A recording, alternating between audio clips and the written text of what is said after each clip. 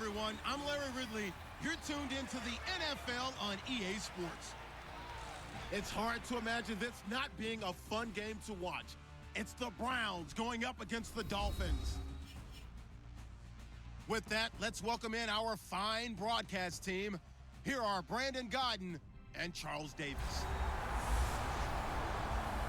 Larry, thank you. The renovations, they have certainly transformed this place as EA Sports welcomes you to beautiful Miami, Florida. Today, it's week 3, and we've got a good one in store between the Cleveland Browns and the Miami Dolphins. Hi, everyone. Brandon Godden, Charles Davis. Charles, you look at the Dolphins as they enter play in this one. It's been a great start to the season, back-to-back wins to begin the campaign. Yeah, you don't want to get too excited. There's still a lot of season to go, but they've come out playing good fundamental football, and that might carry them a long way. Meanwhile, for the Browns here, they too were winners last time out, so something's got to give here. And I love it when both teams come in off of wins. Great mindsets, and it usually leads to a really well-played game.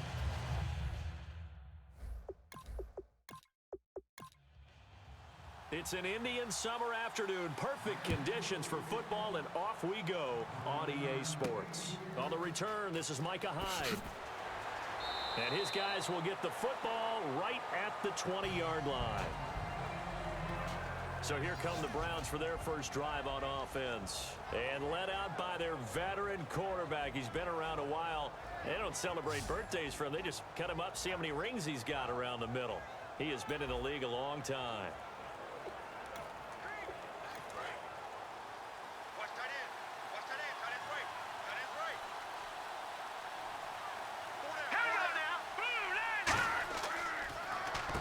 Now it's the Boise State alum, Jay Ajayi. No gain on the play there, second down. And here's a look at the starting offense.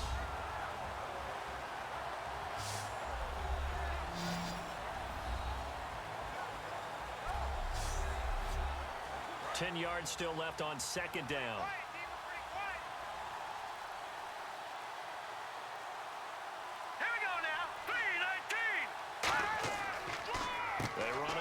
Ajayi. And this may be a carbon copy as he'll again be stopped right at the line of scrimmage. The Pro Bowler Fletcher Cox there to get him down.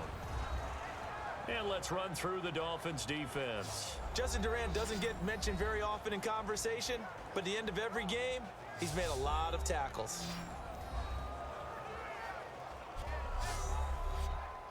So now an early 3rd and 10 here on their opening drive. Back to throw here. And that is incomplete. Dustin Colquitt on to punt for KC. He's got a dad, a brother, and an uncle that have all punted in the NFL. Back deep, Julian Edelman.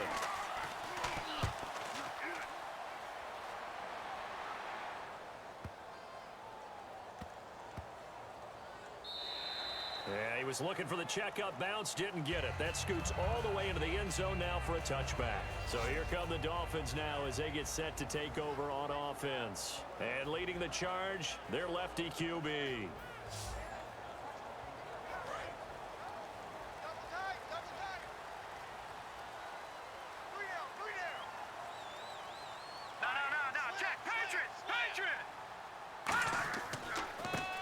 It's the Princeton man. This is Spencer Ware. And nothing doing on his first run. Back to the line of scrimmage, and that's it. Officially no gain on the play, and it's second down. And when this offense is clicking on all cylinders, the running back is in sync as well. The focal point. Runs, catches, blocks, sets the tone for the offense.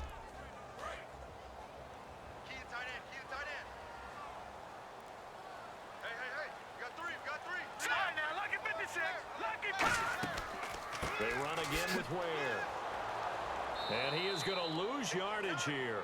So he loses 3 yards there. Now 3rd down. And the offense there, the O-line, everybody really on offense, they were just manhandled at the point of attack. Hey, you could pretty much call them all out, couldn't you? And almost by name, right? That was a very tough sequence for the offensive line. But how about that defensive front creating a new line of scrimmage and creating a lost yardage possibility? And incomplete. The contact made the ball roam free and brings up 4th down. So on 4th down, as seen on TV, here's their resident strongman, John Ryan, on to punt. Back deep is Micah Hyde.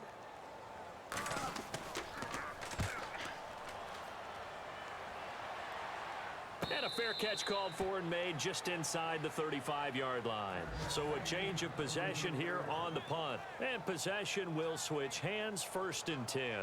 And now Cleveland geared up to take the field. And a 3-and-out on that first drive. We'll see if they can do better here.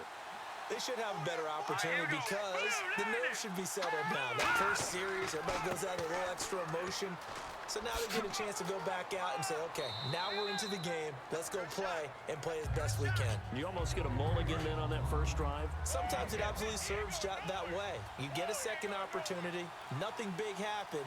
But then again, you didn't commit any mistakes either. Off you go. They'll set up a throw. And hauled in here by Jordan Norwood. And taking it across midfield and inside the 45. And that's one of his advantages of a passer, is it not? With his height, setting back there in the pocket, firing it over the middle, he can really see everything clearly. It is, and I know that other quarterbacks get it done different ways, all right? You don't have to be his height to make a great play.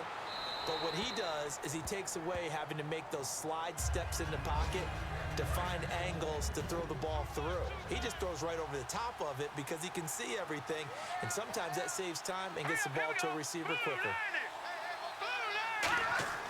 And 2nd and 10, he'll look to throw again. The left side throw complete to Adams. That throw good for only a couple. It brings up 3rd down. If they want it first, they need to get the football to the 32 here on 3rd down. He decided to run a hitch route. It really helps to have a guy who can turn it loose. And, boy, he rifled one in there on that one. Not much run after catch, but it worked really well. And he's able to get it to the 31, and that's enough for the first. It goes as a gain of 8, and it moves the chains. I think that was a pretty good read right there. They caught him in zone defense and went to the hitch. And because they're in zone, that creates a natural space between the defenders and the receiver, able to get it to him quickly and let him get upfield. His throw incomplete. He was trying to get it to Zach Ertz that time. That'll bring up 2nd down. Normally, he's pretty reliable. Usually catches what's thrown to him. On that play, he simply dropped it.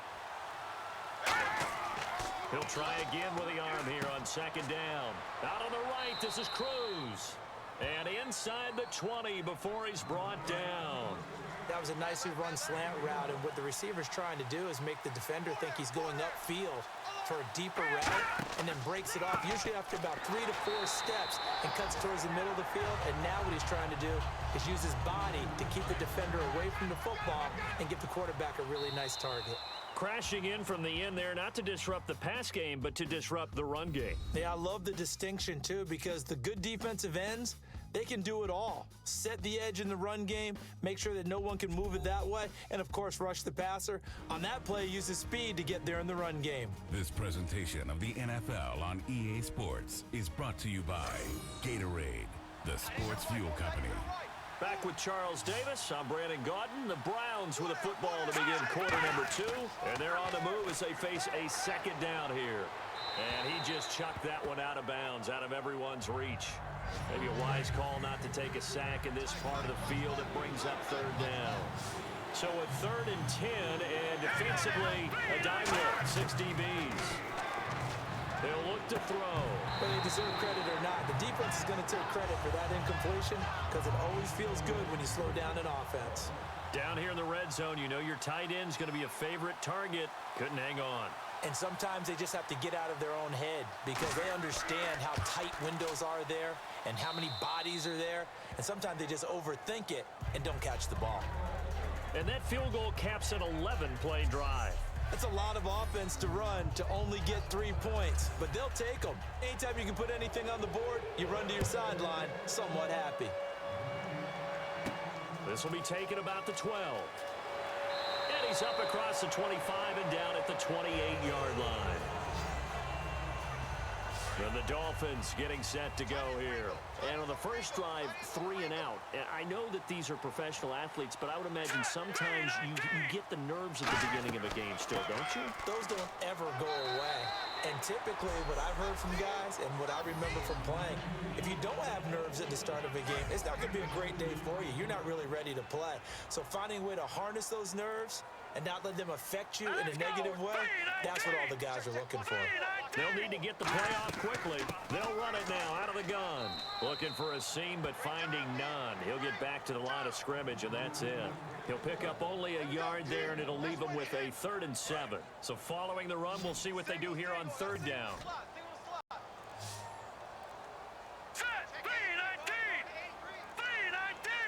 Out of the gun, they'll look to throw. He's got time. This is caught by Jackson. And he's got the 1st down yardage before being taken down at midfield. He's such a good route runner. Shows it there on 3rd down. Very proficient and a good pass. And you know what I've observed over the years in the NFL? The better a route runner you are, the more confidence your guy's going to have in you to go to you in important times because he can trust you being in the right spot, and they connected there and picked up a 1st down.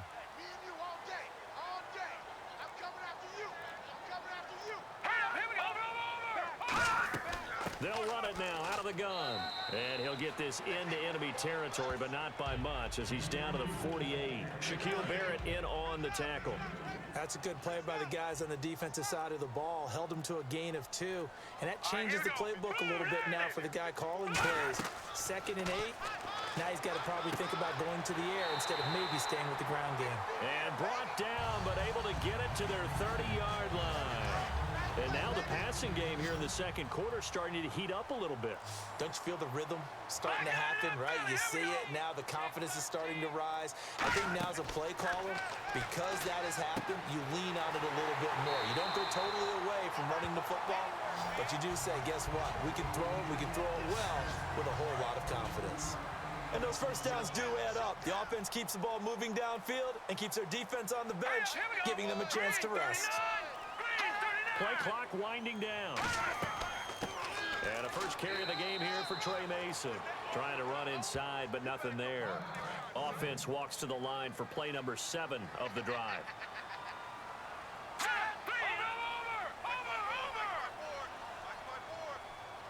Second down, goal to go from the 6.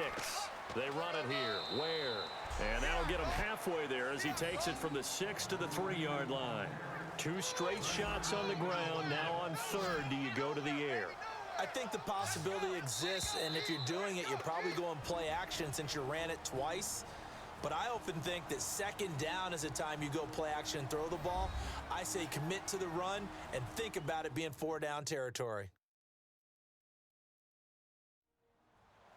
We remind you that coming up at halftime, we'll take you to Orlando and Larry Ridley. Larry will have highlights and analysis of this first half.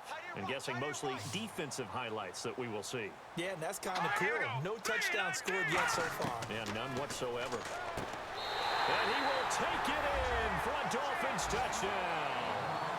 Ladarius Green, his 2nd touchdown on the season. And the Dolphins have taken the lead. And he'll bang that one through. So on 3rd and medium, they dial up the pass, and it works to hit the end zone. And it's really not a surprise to me. That's a throwing down in the NFL because of how tough it is to run the football. But what offenses like to do is still show run formations to make them respect it and throw out of those. In this case, they took a nice shot at the end zone and made it pay off. And now the Browns coming out on the field. And last time able to get 3. It's not what they wanted. They wanted 6, but they got at least something. They mustered something out of the drive. They'll take it. Just, I like the way you've described it. Not ideal, but they'll take it. Anything to put some points on the board. But this time on offense, they don't even want to see the field goal kicker trot on the field. They want that ball in the end zone. Yeah, they'll be going for 6. And taking it across midfield and inside the 45. And they're going to hurry back to the line now. They'll look to throw now on 1st down. They dump off underneath to Ajayi. And he gets it inside the 35 and just shy of the 30. It'll go as a gain of 12. And the Browns are going to have a 1st down. Well, clearly one of his advantages as a passer is his height. Sit back in the pocket, fired over the middle. That makes things tougher defensively, doesn't it? It really does, because your goal is to move the quarterback off his initial spot when he gets his drop. Now hold everything here. We're going to get a timeout by the offense. It's just their first, so they'll have 2 remaining here before we get to halftime.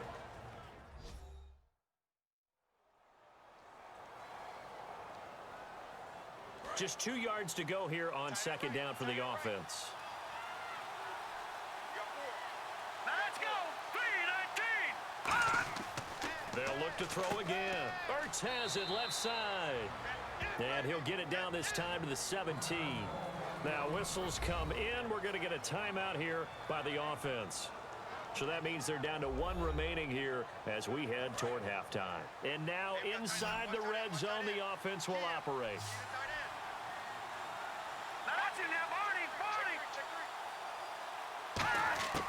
Inside the red zone here, they'll look to throw. Looking for someone to throw to. And he just throws this one away. Smart decision here this close to the end zone, and it brings up second down. It's a tried-and-true formula, and I don't think it'll change for as long as we play football. If someone's trying to throw the ball and you can put pressure on them and make it tough, that's only going to help your defense. Yeah, he's since being hurried. He got rid of it before taking the hit, but incomplete. And the hit jarred it loose. It's incomplete. We know it's not an easy job to go out and catch passes when people are trying to tackle you and knock the ball away. But the bottom line is, that's a pass he's got to have and a pass he should have caught. On third down, he'll drop to throw. And he connects with Ertz. And he won't have the touchdown, but he will have the first down as he's tackled at the 2. He went full scale, loose, flexible, finding a way to catch the ball in some traffic for a key first down. Yeah, really a nice job of adjusting to the ball in the air. Not the most accurate of throws, but able to adjust and make the grab. Nothing doing there. They're going to wind up holding him at the 2. That's going to go as a loss of a yard, and it'll be second down. From the shotgun, he'll look to throw. Finding time. And that's incomplete. Clock stops with 10 seconds left.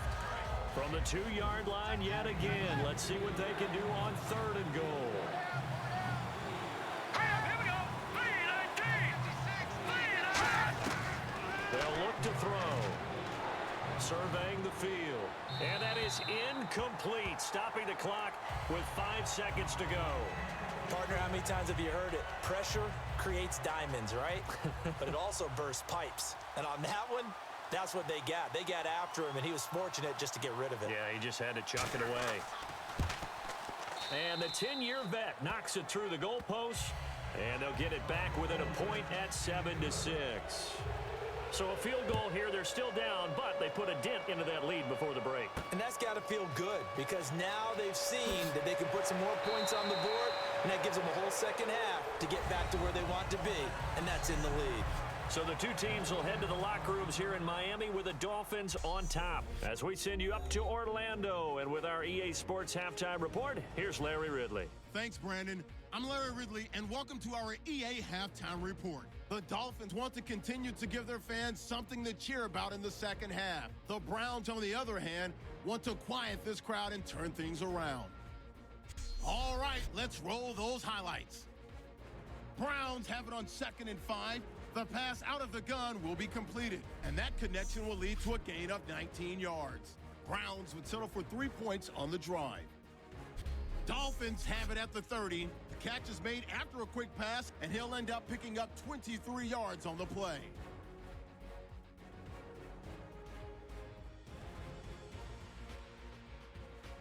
Dolphins still on the field. Green's going to make the catch in traffic, and this play will go for 6. They're now on top by 4.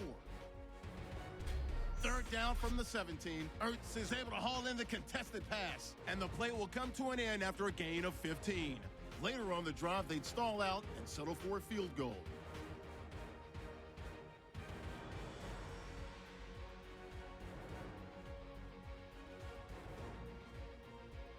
We're set up for a great second half, so let's get you out to it. Here's Brandon Guyton.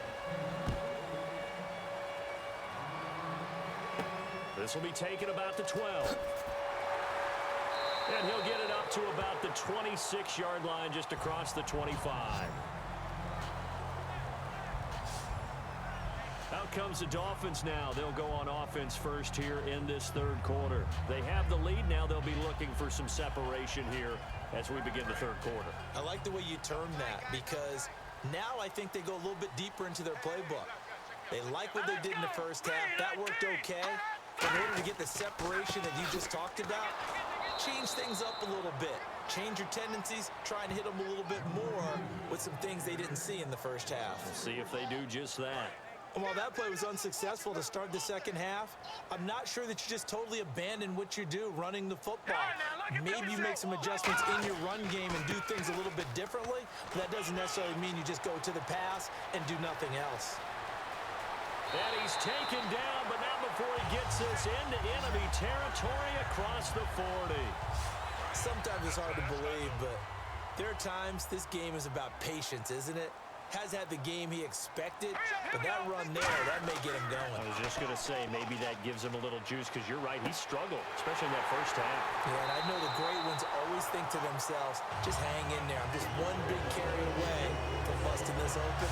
That's a good start for him. So after that big play, let's see if they can catch their defense maybe on their heels. The former 7th-round pick, Julian Edelman, just continues to have such a productive career.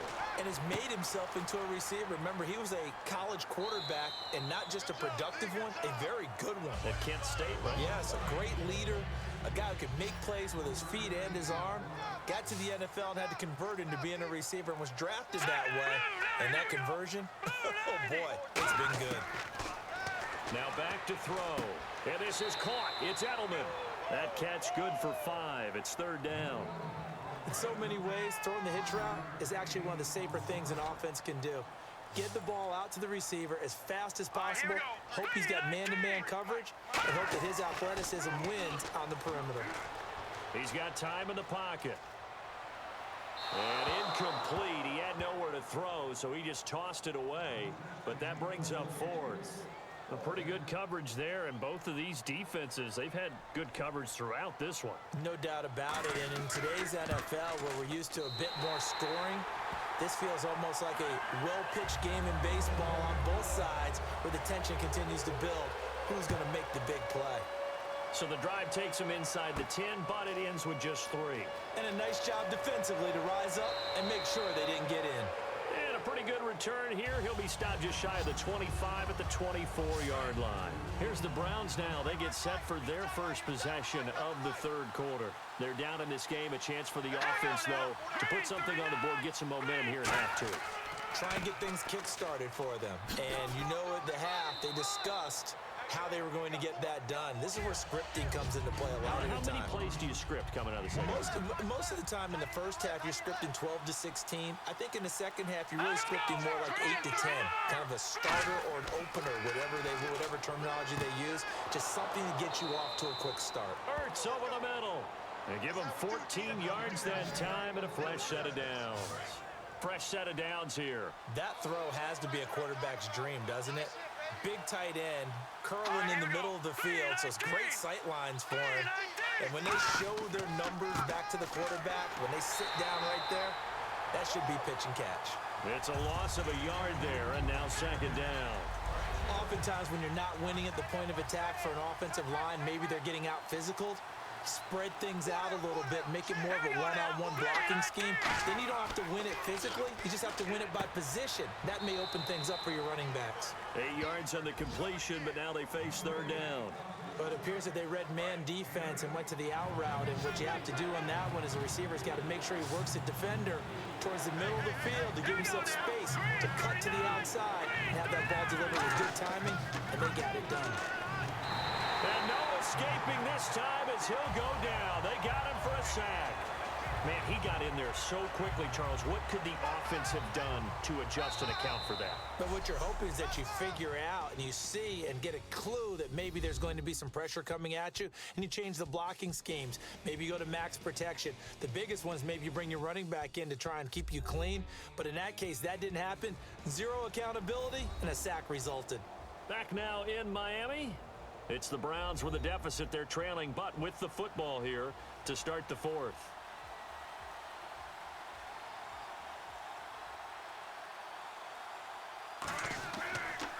And I don't think Edelman will be able to get to this one. And it's out of bounds. Now we'll see what the side judge says. He says out at the 8-yard line.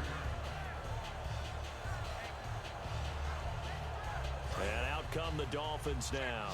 And last time they got 3 points, but it was a chip shot field goal. And when you go to the sideline after a chip shot field goal, maybe the offense not too happy. It's a balancing act, isn't it? Because you're exactly right. They're none too pleased that they didn't punch it in for 6 points. But they also have to remember they did put points on the board. 3 points is 3 points. And in this league, you take points when you can get them. Not easily done. And coaches always harp on the quarterback reading the defense and getting into the open man. That's good recognition there. And how about what he did after the catch? Yeah, hit your tight end, let him get some rack. Yeah, when he gets moving, not many guys want to come over and put a hit on him, do they?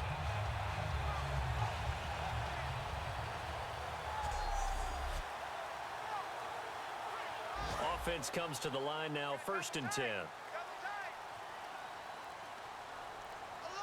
Now let's go.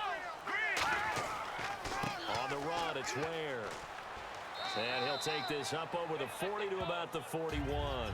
It's a pickup of 4, and it'll bring up 2nd down. And in this situation with the lead 4th quarter, they're liking keeping the ball on the ground, I'm sure. That's just smart football, but you know the defense has to know it as well. They've got to stop them here. So now we're going to see that loading the box in a big way.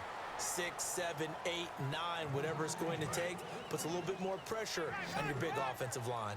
I know sometimes we can get fooled when we watch him make catches, as we just saw him do there, because he really looks like a wide receiver the way he goes about his business. Yeah, 230, 240 range. Yeah, not super huge. Maybe not counted on to be that inline point-of-attack blocker that we used to have in the good old days, but you can flex him out. You can run wide receiver routes with him. You can make him a primary target, and that's how he'll shred a defense. Give him 5 on the carry there, and it'll be 2nd down. 2nd down to the offense, needing 5 yards. And that's exactly what you want on a 1st down run. Pick up 5 yards, bring up 2nd and 5. The defensive line, though, they've got to figure out a way to out-leverage the guys up front because the offensive line is winning at the point of attack. And oh, not only did he drop it, he dropped it in the end zone. And when all else fails as a defender, when you're not there in the coverage, your best friend is exactly what we saw there. A big play shot taken by the offense. Unfortunately, it ended in a big drop. On the right side, caught by Green. It'll go as a gain of 6 that time, and it moves the chains as well. And that pickup of a 1st down, that's going to leave a mark because they really needed to stop them there, didn't they? Oh, so frustrating. Defensively, you're a play away from getting that football back here, down late. Tough. Now they've got to find a way to create a turnover or takeaway. Otherwise, this one will probably get away from them. And at this stage of the game, time a factor, time on their side as they just try to eke out the final precious moments of this one. Back to throw now on 2nd and 10. He's got time. Wide open, Julian Edelman. And he'll get this one down to about the 20-yard line. He goes for 18 there as the drive will continue. Now this will be the 9th play on this drive. Now that was pretty. They executed that curl route versus zone coverage, and that changes things a little bit because against man, it's often a tight curl, a sharply run route. Against zone, you're just looking for that open spot, that dead area, so you may curl it a little bit wider just to get to that place. And usually a tight window. He fired a bullet in there for the completion. So the Dolphins have it as we welcome you back in. And let's see what they've come up with offensively after having time to talk it over. Single receiver. Hey, you're on an island over there. Single receiver. Hurry up, here we go. Blue line. Back to throw now on 1st down. And this is caught at the 8. Now a timeout called defensively by the Browns. It's just their first. They've got 2 more to use here in the final stages.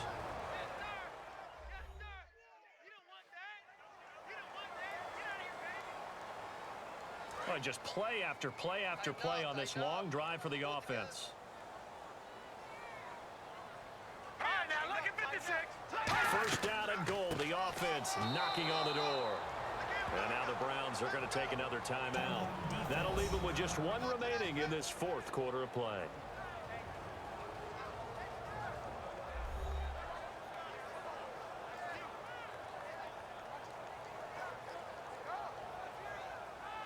All right, so the timeout over and all 11 men back out onto the field for the defense. Hey, we got 3 down, 3 down. They come out with 1 back and 3 tight ends. And now whistles and a flag, and I think we got a jump here. And a neutral zone infraction on the defense. The defense thought they had the timing count on the quarterback's cadence, but they jumped too soon. Looking to jam the receivers at the line here. Press coverage look defensively. They come out here in the eye. They'll run now with Ware. And he goes backwards on this one, losing yardage to the 7. And play is stopped here. Timeout. It's the defense calling the timeout here. It'll be their third and final timeout, so as they talk things over, we'll step aside. So they're back at the 7 now for 3rd and goal. Hey, you got 3, you got 3. No, check, Patriot. On the ground, this is Ware. And he'll be brought down right on the edge of the goal line at about the 1-yard line. 6 yards puts him right on the doorstep, but now it'll be 4th and goal. There are certain drives in a game where anything less than a touchdown that caps it feels like an absolute disappointment. This is one of those drives. So on 4th down, out trots the kicker in a big spot here. From the right hash at a bit of a tight angle. And Gano's kick is right through. And that'll open the lead up to a touchdown now at 13-6. So, Charles, I think from a defensive perspective, you have to look at that field goal there and consider it a win. You were able to keep them within a touchdown, so no question about it. That was the kind of stand that keeps you in ball games. And not a bad return here. He gets it out to the 25-yard line. Now the Browns offense, they get ready to head back onto the field. They're down here in a 1-score game, but the time, it's a factor, but it's not a huge factor right now, is it? It's really not, because this amount of time gives them a chance to run their offense, to go through play sequences. And this is what they work on every week in practice, usually on a Friday. They go over this type of a situation, late game situation. What are we going to do when we have the opportunity? They've called these plays a bunch of times. Now's their chance to execute them. Yeah, they have the opportunity now. Here's the execution. And the offense moving quickly to the line. And with the clock ticking under 50 seconds now, he spikes it.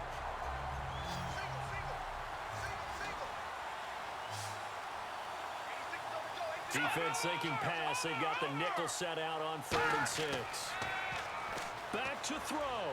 Finding time. Now a desperation throw. A crusher there as it's intercepted. A great read, and it's picked off. And they take possession of the football and have it at the 36-yard line. Out comes the Miami offensive unit now. They get set to take over. They have the lead. Still a one-possession game, but the defense got to stop. They've got the football now. Just salted away, right? Exactly. That's all the defense is counting on from their offense. They did their job in a big way. You know they're over on the sidelines now starting to take their tape off and, hey, we've done this thing. The offense has to put it away, and that means ball security. Absolutely. Stranger things have happened. And, Charles, I think when the schedule comes out, all teams, no matter where they're predicted to finish, talk about protecting your home turf. They were able to do that here in this one. Similar to a tennis match, right? Not letting them break your serve.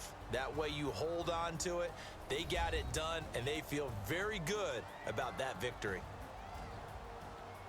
So for Miami, it's an ideal start as they move to 3-0 now on the young season. And they will hit the road next week to take on the Cincinnati Bengals. Meanwhile, for Cleveland, they'll fall to 1-2. And they'll try to rebound next week on the road in Washington.